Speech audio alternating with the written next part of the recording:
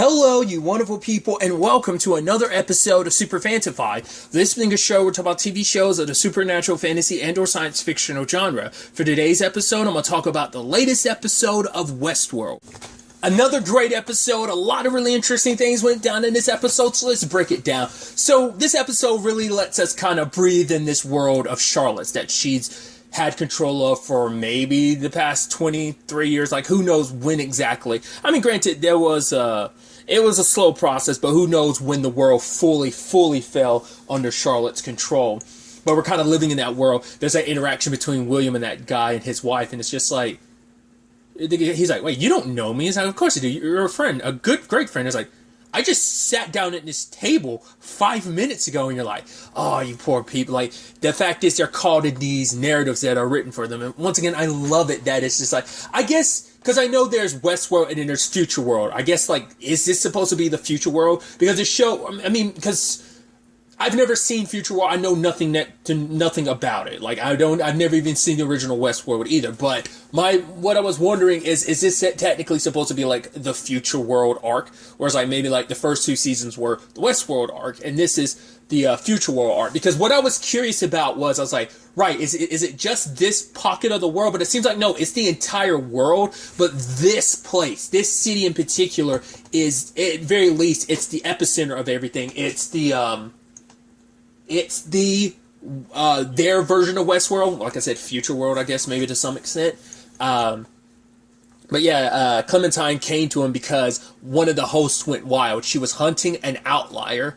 And obviously I love that, I guess, like the outliers, what they were, Sirach's outliers. I don't know if they're still technically the outliers in this particular situation. Are they the ones kind of breaking free of like Charlotte's control? That's what I'm curious about. Or this like a new breed of outliers. It's like taking that term, but it's the same principle. Those who kind of bring chaos and stuff like that to this manufactured machine that is what Charlotte has created.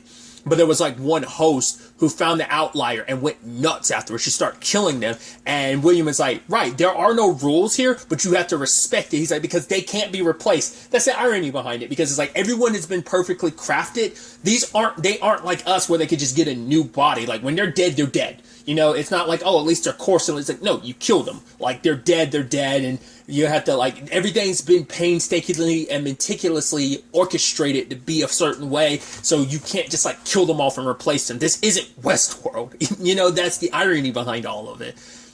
But for her, it's just like the things that they say and everything. I guess what it did was trigger some trauma. Because regardless of it all, I think every host has, well, that's also the thing, like, there is such thing as like ancestral trauma. So I'm wondering, are these hosts feeling that to some extent? Because there's the trauma, because they are all built from Dolores's code, which I'm thinking, like, I mean, that's the thing. Like, I don't think Charlotte realizes, like, right, your code has always been a little off. You know, playing into this episode, it's like, right, Dolores was the first one to kind of realize, you know, start questioning the nature of her reality. She was the first one she was always different. She was always special, just like Maeve, but, you know, but in her own way too. But she was like the first one, really, the world started cracking more and more for her, you know, back in the day in Westworld. So, of course, that would happen to Charlotte, and now it's kind of happening to all the other hosts, because all the other hosts are based on her code. Yeah, they might be different, but at their root, every host that exists is born from her code. There's a piece of that quote-unquote flaw, that glitch, whatever it is that was in Dolores, is in Charlotte, and then it's in William, and it is in everyone that has been born after the fact.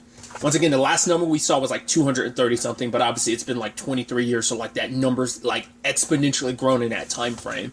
But it's about ascending. And I'm like, where are they ascending to? I'm like, are they going to go to that other world? But it's like, no, they can't, because Bernard's the only one who has access to that other world, which, once again, what's up with the Teddy situation then? There, that's what I don't understand. Could he actually, I was about to say, like, could he be part of, like, the thing? But it's like, could that be part of his narrative and his story? But it's like, no, why would they put him in that position to kind of wake Dolores up? You know, so that's why I'm like, no. So I'm like, so is this further, like, is the Dolores stuff even, no, it can't be further in the future. It's present. Well, no, because I keep forgetting. Dolores' situation is separate. Like, I'm jumping all over the place because I'm trying to, like, rack my brain around all of it. Because Dolores interacts with Charlotte. So that's still within the same time frame, but it's like you never know like how far in the future that really is. Because once again, time and time again, said it before, said it last episode, the show loves fucking with your perception of time. So I was like, oh, that Dolores stuff, I was like, oh, it's way into the future, but it's like, yeah, so everything with Bernard, once again, it's like way, way, way into the future than what we got in like the first 2 episodes or whatever, right? But what if, like, the Dolores, Teddy, Charlotte stuff is even further? What if Bernard did get Teddy and the others out or something? Like, before he died, he ended up, maybe with Maeve's help, they probably brought her back and then ended up bringing back some other people to fight back what is happening in this world. I don't know. It's hard to really say in that regard. Because it's like...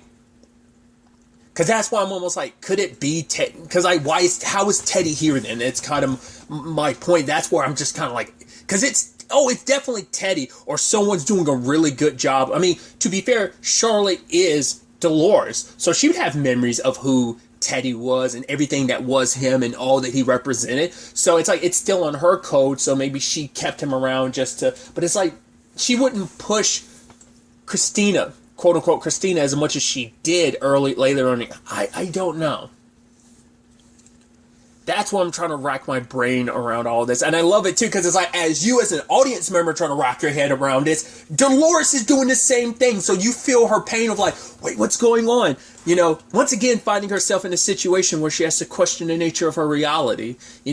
She goes back to work, and then she's starting to she starts up her narrative, and she explains it to Emmett, which it seems like he was kind of like supposed to keep an eye on her. And then I love that moment where he's like, oh, because she basically told the story of Dolores from Westworld. Like, yeah, she starts seeing the world, like seeing that she's the only one that can see that something's not right about the world, and it's her fault. Which that theme comes back majorly at the end. We'll get to that soon enough. And Emmett was like, so what's the character's name? And for a minute, she had this look on her face. And I don't know if this is just me reading too much into it, or maybe I didn't see what I thought I saw, but I think for a spark of a moment, you see her kind of smile a little, because I think the name came to her in that moment. She probably didn't realize it, but the name came to her. It was probably like Dolores. I think she was moments away, I think it was on the tip of her tongue, and I think she was close to saying Dolores, but because I think for a moment it hit her where she smiled because it all came together, but there's probably also a hint of nostalgia in that, I don't know. But then Teddy called her, and it's like, yo, come out with me, and he's like, yeah, look over there at the water, what do you see? And she's like, you could tell that look in her face, she was scared to look for a second. She's like, but there's nothing there. I'm like, oh god. Once again, no one. That's also the thing of sadly, she's a host. So at first I was like, there's no way they made her human. They couldn't have. So I'm like, how did this? It's like, right, she's a host that's still whereas every other host is aware of who they are. That's the point. You're supposed to be gods in this world. So of course they're not gonna.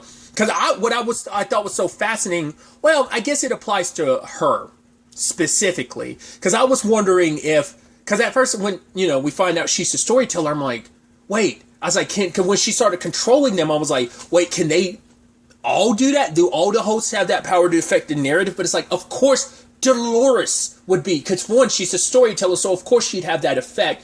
But also, who's also the one that can change things? Charlotte, who, once again, is also Dolores. So it makes sense on double fold that it's like, I wonder, can it interact, does she have that access simply because her and Charlotte have such similar code. Their code is probably the closest to each other, especially because she's the OG code. So I'm wondering if that is why she has access, or is it just because of the storytelling aspect of her narrative? I don't know. It could be a combination of everything. But, like I said, just being back in a situation where, being like the hosts were originally, where they couldn't see anything that would make them question their reality, anything that would show them otherwise, they could not see or process it. So she keeps looking out, not saying, I'm like, the tower's there, she can't see it. And Teddy's trying to show her the truth. And he's like, right, those people over there, changed their narrative. She did. And he's like, change it again, make them lonely. And she's like, no, this isn't possible. And it is. And he kind of breaks it down a little bit. God knows how much of the story he told her that, yeah, you're basically a god. And he told her probably some extent of what they are. but I doubt he told her everything. Because there's a lot to tell about Dolores' story, and obviously he wasn't there for all of it. He was there for, like, the Dolores and Wyatt stuff, season 1, season 2, but you'd have to get Caleb's side, maybe even Bernard's side. I mean, he might know, once again, if Bernard did bring him here, Bernard would know about what Dolores did in season 3, so he could probably inform Teddy about some of that. Either way. But, she goes, she said, I'm going to meet an old college friend. I'm like, okay, who's it going to be? Because I was like, it's going to be someone we know, of course. And it being Charlotte, I was like, wow, that's fascinating. Like, I mean, it shouldn't be too much of a surprise, but it's like, it's funny on so many levels of like, right, she did everything to get revenge against Dolores, and now it's like, oh, like, you've set up this narrative that you're, but it's also like an excuse to keep an eye on her, to make sure she never starts questioning her reality, that she stays in a little role that you've made for her. Because I think maybe there's a part of Charlotte that can't quite let go of Dolores, how very human of her. It's like, yeah, they're all experiencing that now, and they're all kind of going a little crazy for it. But we'll circle back to the Charlotte and William stuff soon enough. But I love that.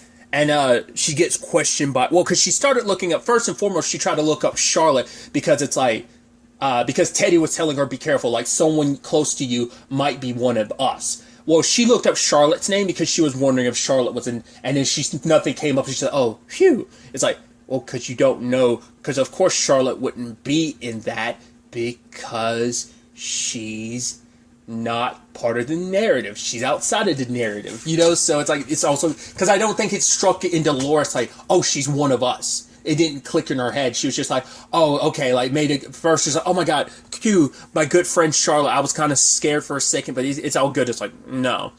And then she looked up Dolores Abernathy, and it was like, no file found, setting off all the red flags the moment she searched that. Emmett confronts her, and he's like, basically, yo, do you know what happens when a Judas, like basically, like, when you get, when a lamb kind of gets out of line, it gets a bullet to the head. She stops Emmett. Because at first she was like, wait, this is her story, and she was like, wait, whose? And it's like, Charlotte Hales, and it's like, yeah. So now she's starting to piece together, wait, Charlotte's one of us. And then the whole storytelling situation where she's like, show me all of my narratives. And it's just like, 1, 2, bam, bam, bam, bam, bam, bam, bam, bam. I'm like, and it keeps going and going and going. And I'm like, once again, it seems like this world, this city is its own little pocket thing. Because there is that little bridge that makes me go like, okay, like, I think they have their spot. Like, once again, this is their world, their little playhouse that they can come to and kind of vacation to, blow off some steam, very, very, Westworld like. Especially William, what he says early in the episode. Like I said, we'll circle back to that. But I'm surprised Dolores didn't get the answer I thought, like, maybe she's too afraid to ask. Like, yeah, everyone's narrative is something, she's written everyone's narrative. And then I was like, you're going to ask that question, aren't you? You're going to ask a certain name. She didn't, because maybe on some level she's too scared to look it up. But then, like, what I'm referencing is Maya. I was so sure she was going to say Maya's name, but it's probably not going to be until she's around Maya that she's almost like, wow, like, everything that you, like, are we really even friends? Like, I wrote this narrative of making you my friend. Like, how, God, what's the word I'm looking for? There's egotistical, there's a little bit of nepotism. I think nepotism is kind of the word I'm looking for to that is kind of like, oh, like, like, I'm your god and I'm kind of forcing you to be my friend. It's interesting. I didn't even think about this until just now. It's like very WandaVision-esque. It's like, yeah, I didn't even think about that. This definitely has like some WandaVision, but to be fair, it's like, once again, this show has always been this, so this show has been like this since season 1, so it's not like, yeah, it's just like, but yeah, it's just like, I didn't even correlate, like, the parallels you can make between the two. Especially when because she was like, right, who did all of this? And Teddy was like, you did. And I'm like, well, I'm assuming he means that in the grand sense of all of, and that's what I was saying earlier. I love that it came full circle, because she says, like, right, the rancher's daughter starts questioning that the world's not right and realizes it's her fault. Teddy saying it was yours, because this all started with Dolores back in season 1, but also it's like, right, it's Charlotte, but what is Charlotte but you? This is Charlotte became a byproduct of you. Your choices have led to all of this. So the world being what it is kind of on you. You brought Charlotte into this world, and you kind of used her and all the other versions of yourself, and that kind of created the circumstances. It's like you've played God before, and it kind of bit you in the ass, and now it's, now everyone's kind of suffering from it to some extent. So I just think that's kind of a fascinating point to just like, and put put a big old stamp on the episode, just being like, and credits after him being like, you did. So, because she's like, yeah, who did this to me, to this world? And it's like, yeah, it's kind of on you. Whether Teddy really gets into the existential element of it like that, I'm assuming that's what he means. I don't think he just means like her as her now, but Dolores in the grand scheme of things. Like who she was, who she had always been, everything she did led to this point. I think that's kind of what he might be talking about in a very like large scale sense, but we'll have to wait and see. Really quickly, circling to the Williams situation of it all, like kind of correlating that with the Charlotte situation. The line of him being like, oh yeah, like you're going to keep on, he's talking to that guy and his wife, and it's like, oh, I can do whatever I want to her. It's like, God, you're so much still like yourself, which is ironic in a sense, because you're starting to question your reality later. But once again, it's like, we know you used to that. It's like, oh, I won't bust you up too much, because it's like, yeah, unlike Westworld, these people can't be repaired. But it's like, yeah, it's like, but it'll be like, he compared the analogy or antidote that he made was like flesh healing around a splinter. Like, right, it's going to be there, but you won't know it because you're too puppeteered to realize that. So he's like, yeah, I want to get to know us a little bit better, but knowing he has those proclivities still, that, I mean, to be fair, it's written in his DNA to be just like William, but that's also the thing that, yeah, you're supposed to be William, but you're supposed to be a better version of him, as Charlotte puts it. And the twisted nature of what she did, puppeteering all those people, dance faster, the guy playing the piano or the keyboard or whatever, like his fingers, I'm like, oh, I don't want to look at that, ugh. But to be fair, it's like, once again, it's like, right, we went through this, humans put us through it, now it's like, right, now the shoe's on the other foot. But from Charlotte's perspective, it's like, this place was never meant to be permanent. It was meant to be a stopgap. People come here, enjoy themselves, blow off steam, and then they ascend. But it seems very few people have taken her up on that. And it's like, William's like, well, what do you expect? You made, like, we were made in their image. Of course, like, there's going to be, of course, some of us were always going to disappoint you. Because we were made in their image, so we have their appetites. This is exactly what the humans did when it came to Westworld, and it's like now, like, we were made in those humans' images, and like that hunger, that appetite is a part of us. It's ingrained in part of us. We might be these beings that could be so much more, but there's still that human in us. Like, we haven't completely cut that out. There's still that we, even as we are, being better than humans in every way, have still succumbed to the humanness of it all, the humanity. That's the disease, the virus that's really spreading amongst them, I think. Because for Charlotte, it's like, no, I wanted this world to be better. It's like, but none of us are taking the opportunity to, because we could be whatever we want to be. I made us so that we could grow, because it's like, yeah, but why don't you just force us to go? And Charlotte's like, if I did that, then I'd be doing exactly what humans did. And I'm like, I'm not trying to be them, because she's like, right, they were not benevolent gods. I'm going to try and be a benevolent god to our people. Fuck humans. It's like, she's like, oh, now I know why the gods didn't stay on Olympus, came down here, took on the form of a swan just to get some ass. If I remember specifically, that was Zeus, right? I think that's Zeus's story, right? Turning into a swan just to look like, did he rape? I mean, once we get into that conversation about the gods, like, doing some, like, foul shit. It's just kind of like history. Like, the moment you get older, you find out, oh, history's kind of fucked up. It's like, yeah, everything with, like, the gods, yeah, don't let Disney's Hercules, like, fucking get you twisted. Like, some mythology can be dark and fucked up. I mean, God, like the Loki and Boulder thing. I mean, just going on Norse mythology, I was like, oh, that's kind of fucked up. Like, who was it? He tricked someone into shooting Boulder with a mistletoe arrow, right? Like if I'm remembering the slight bits I read about Norse mythology years and years ago, it was like one of his siblings, wasn't it? Because one of his siblings was blind and he tricked him into shooting Boulder and was like, that's it. I mean, it's Loki, trickster god, but still like fucking shitty. I mean, that's not even just to humans. That's just to your own people, you know? So that's a whole thing. But yeah, that woman Hope that, William and Clementine were dealing with, well, apparently she ended up killing herself. She was tracking down an outlier. The outlier was the dude that Dolores ran into, like, was it last episode, the episode before last? The guy was like, I could see the tower. He's like, yeah, I'm the only one who could see it, me and the birds. And Charlotte's like, and Dolores is like, wait, I can see it too. But that guy, yeah, he was living a life and then just it all fell apart because he started seeing the world for what it was. And when Hope met him, he started talking to her and being like, so now it is all real. Like her showing up to kill him, he's actually grateful for it because now it's like, for one, all this insanity can end, but also he'll die knowing it's the truth. He's like, I thought I was crazy, but now I realize it was the truth. And the flower, he's like, was this actually real? Was there at least one thing in this world real? She's like, it is real. He's like, but before he could even fully think her, she pops him. But eventually after that, she went on her killing spree, and she also had that flower with her. And now it's like, it turns out there's been 38 incidents of them interacting with outliers and then killing themselves.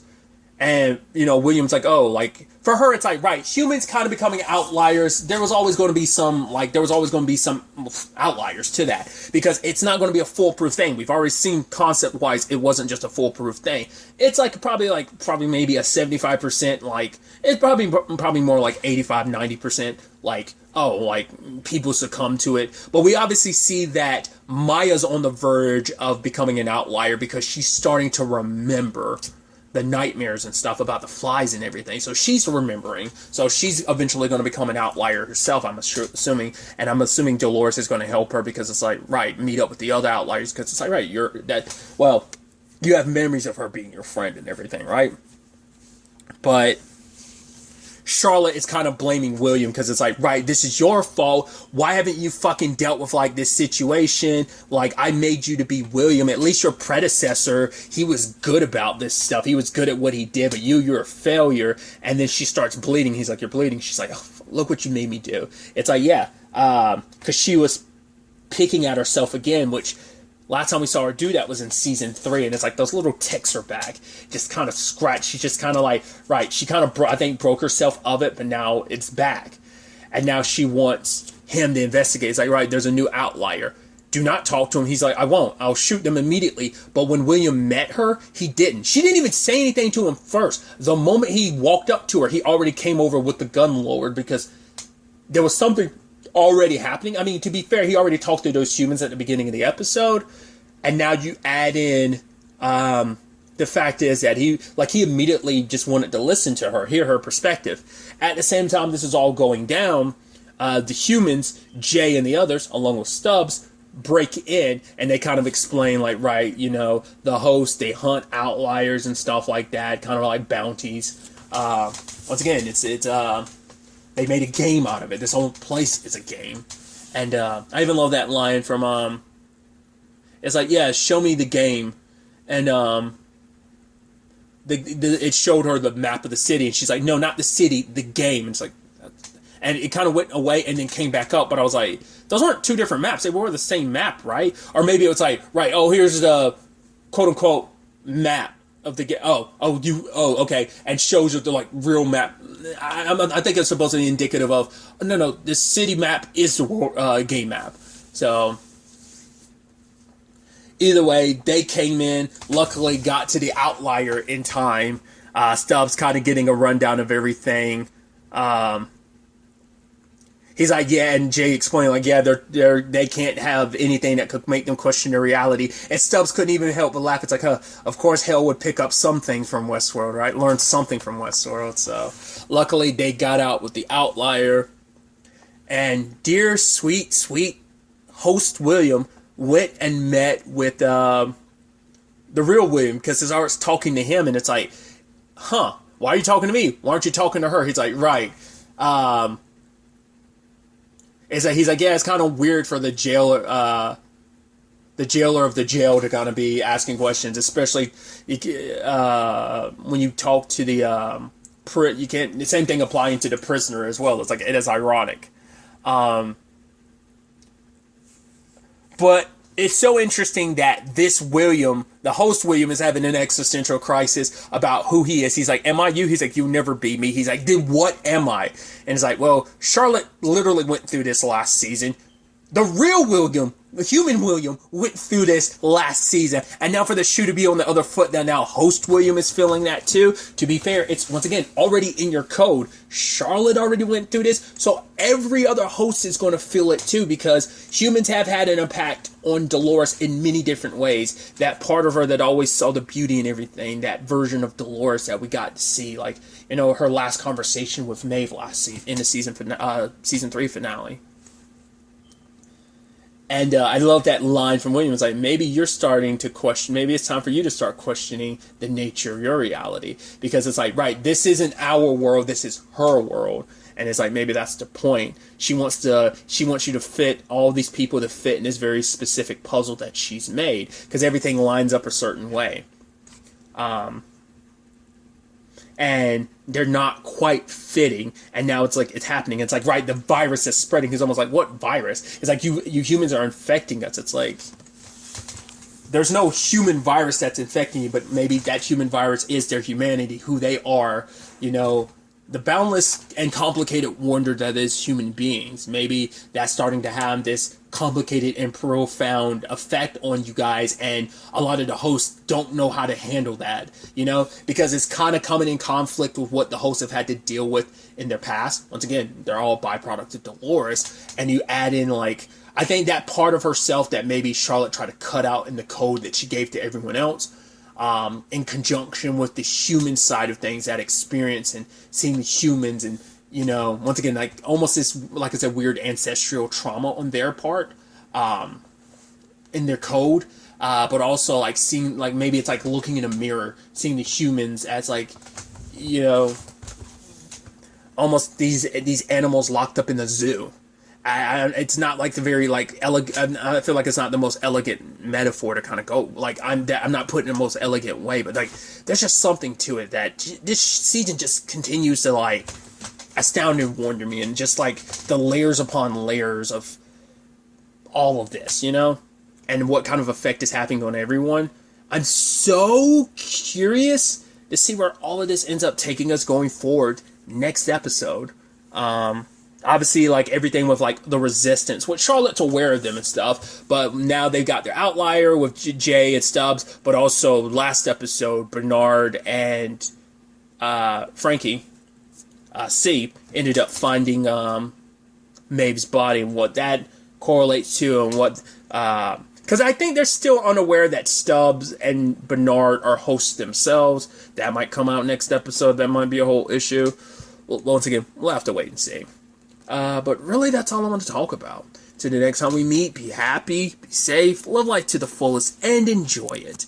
Good day, and goodbye.